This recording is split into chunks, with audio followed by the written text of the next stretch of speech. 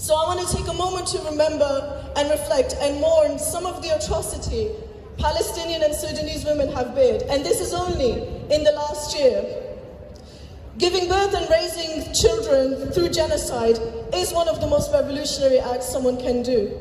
However, some women are forced to do this, and this shouldn't be glorified.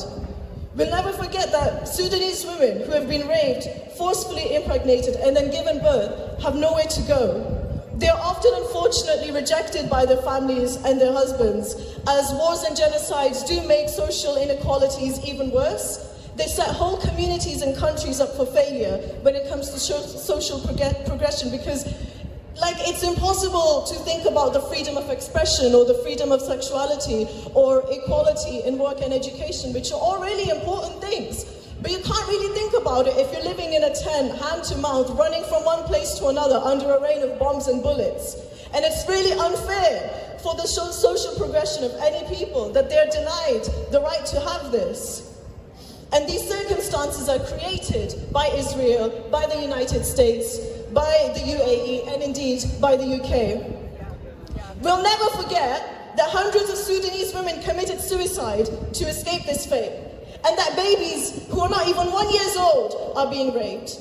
And let's not forget that the men who are able to do this do so because they are being armed and funded by the UAE.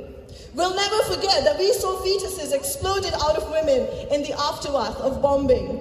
We'll never forget that a hospital was found with babies dead in incubators in the aftermath of an Israeli raid. We'll never forget that women dug sand with their bare hands looking for the grave of Hassan because a graveyard was raided, because even the dead don't get to stay in dignity in the hands of the Israelis. We'll never forget that women were able to recognize their disembodied children by a piece of their hair or a piece of their clothing. We'll never forget that women had to go cesarean sections without any anesthetic. My mum went through one, and I remember looking after her after she had a C-section. It is fucking awful. And to think that countless women had to do that without any anesthetic and then without any of the aftercare that is necessary, it's just horrific beyond words. We will never forget that IVF sperm banks were destroyed, which women relied on to be able to start families. We will never forget that entire women have been denied their access to education because almost every school and university has been destroyed.